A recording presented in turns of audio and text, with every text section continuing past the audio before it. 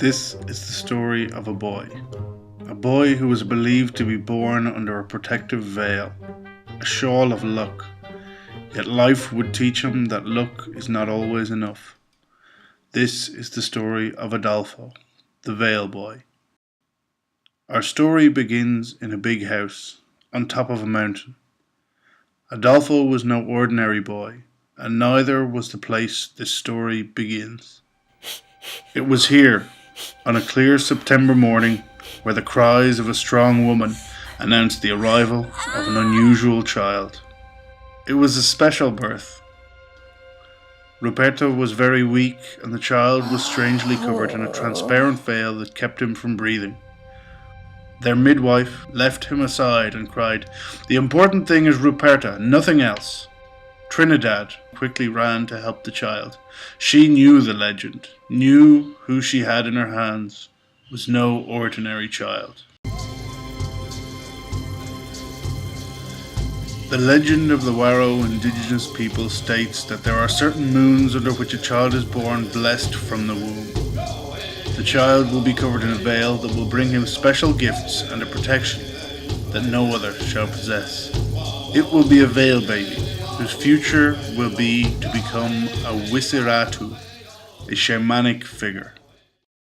Adolfo's first gift was to live when no one expected it. She, who had lost all hope of either of them surviving, felt in her arms the blessing of one who receives an unexpected gift.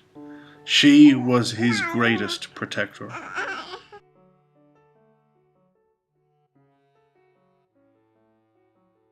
As Adolfo grew, his family struggled financially. Adolfo's veil did not seem as magical as it was believed, so Adolfo, at a young age, had to look for his first job.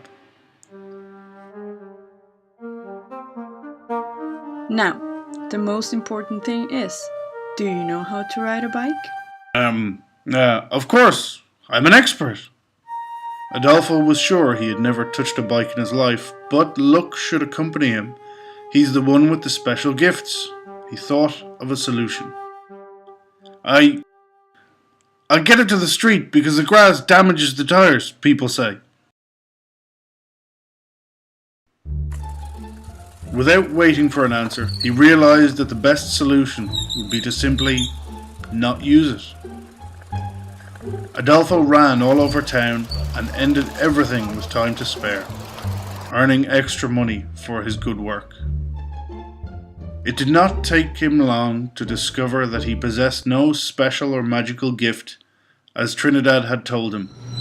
After many scrapes, Adolfo realized he was still the worst cyclist in town, but he also realized that his strength did not lie in his cycling abilities, but in his intelligence, ingenuity, and determination.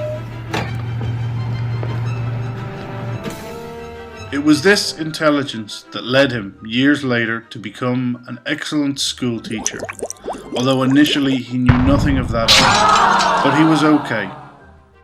He knew he would always have his cleverness and his wit, even if no protective veil ever existed. Oh well,